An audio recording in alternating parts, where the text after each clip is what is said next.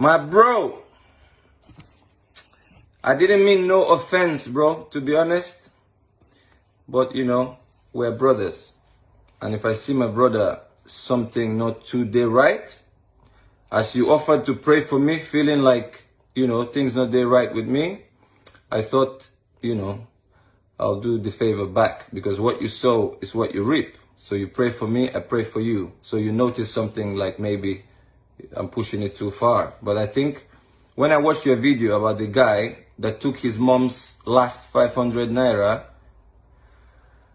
to gamble, basically. What you're doing, you're encouraging gambling. Some people win, some people lose. So he went into tears saying his mother is ill, she has cancer, she's on chemotherapy. And he said, you asked him, why is he crying? He said he took his mom's money from her account, her last 500 naira, to buy a ticket. Luckily he won, but I believe there are some guys who didn't win on that day and possibly took their dads or moms or friends' last money feeling like, oh, I'm going to win today because gambling is an addiction. So in that situation, I'm not condemning your business completely, but in that situation, I think what you should have said to him, I'm saying this from my heart, you should have said to him, he's lucky today, but don't do that again. Because if he didn't win, that means they might not have a meal. They might not even have a meal that day or the next day. And that's stealing. Like, you have to ask your mother to take her last money to go gamble. And I believe, some people borrow money to do these things. And when they're in debt, they end up arrested. They get beaten up and all that. So that was my worry, really. And I will tell you something. In 2019, I was offered endorsement deals from gambling companies that were launching in Nigeria. I went to God with it. I said, in Europe, people are there are regulations. They are regulated. They have more money here. But my conscience didn't let me do that in Nigeria because our people don't have money. They will go gamble their last money on Arsenal, Chelsea, and what next? They go home, beat their wives, slap their kids, being disappointed because you know how our country is. So I said no. And I went to God with prayer and I believe I had an answer. So I heard his voice and he said, do what you want. God doesn't force us to do things. But he said, I hope you trust me with your finances. So it was a good offer. A couple of months later, through the NFF, you can ask Dayo NAB, I received another message. And he says, Osaze, there is a company here, like gambling company. They want to offer you something. Can I pass your number? I simply said, no, Dayo, thank you. You can call him and ask. I said, no, I don't do gambling. It's not for me. I'm not condemning it. It's for some people. I played for Stoke City. Our sponsors are a very big gambling company here, Bet365. But they're regulated. I'm sure yours is regulated to an extent, but I'm just saying from my heart, like that particular case, if he took his mom's last 500 naira, you should have rebuked him as a brother. You'd have said, you understand, like sometimes if you have free cash, you just play, like everybody does. Most of my friends are footballers. They all do gambling. But it's a big issue here. People commit suicide because of gambling. It's an addiction. So it's a tough one. I'm not condemning people doing it, but if you can control it, that's another thing, The Bible says, don't be overtaken by something, but you can do it. We're allowed to drink, party a little bit, but it doesn't have to dominate us, okay? And I didn't come out with judgment, bro. I'm coming out with grace. You know me. We were friends. Nobody like party reach me. Nobody like music reach me. We all have our shortcomings. And I'm not coming. I'm actually coming for guys like you, guys like me, because we know, we be guy men, we like our enjoyments more.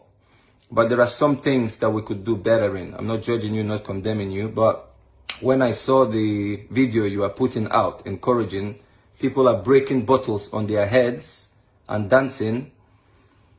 And I asked you, if these were your sons, will you encourage them to do that? So this is how our Christmas should be in Nigeria now. Guys breaking bottles on their heads and dancing like crazy.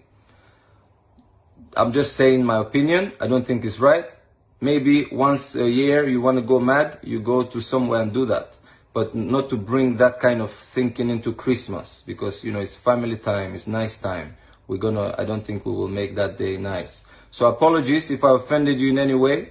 I was kind of, you know, disappointed in a few other things, because, you know, my heart is bleeding for Nigeria every day. And one reason why I'm supporting Trump is very simple.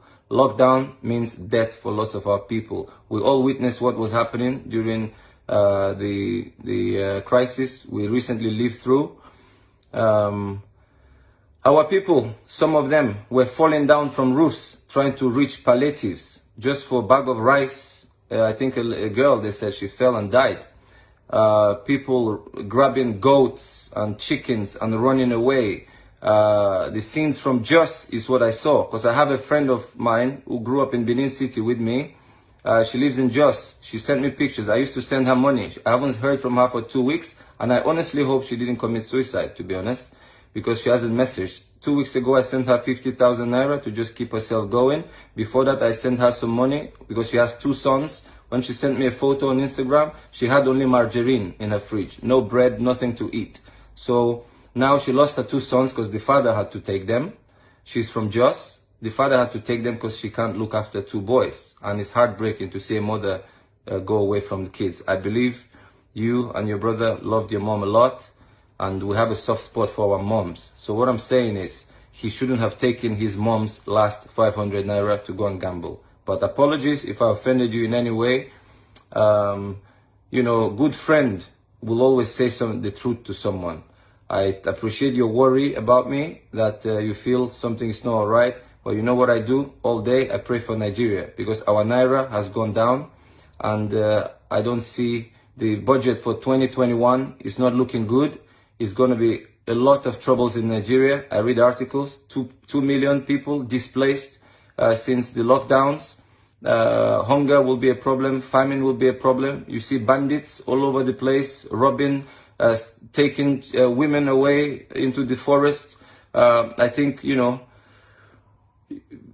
people don't see this, but I read the articles. Somebody from Abuja sends me articles from Nigeria, and every day it's hurting to see that. You know, we can't export petrol as we used to, so our economy will really be hit. I'm sorry again. You remain my favorite singer of all time, both of you. I'm not saying this because I want to make up with you.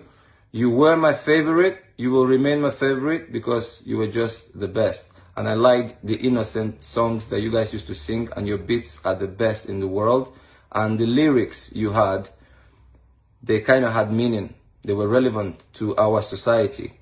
So let's not go too far and start Americanizing, because, you know, we keep our uniqueness, not to conform to anyone else. That's actually what I'm trying to say. So all I'm doing now is encouraging our people. I pray for our people every day, because I see harder and harder times coming, because our economy has taken a hit, and I don't see it rebounding in the near future. God bless you, bro. And you have a half Russian wife. Say hi to her. You are not a stranger to me, as you know yourself. I appreciate your prayer. Be blessed. And I'm sorry again if I offended you in any way. Bro, you be my guy, man.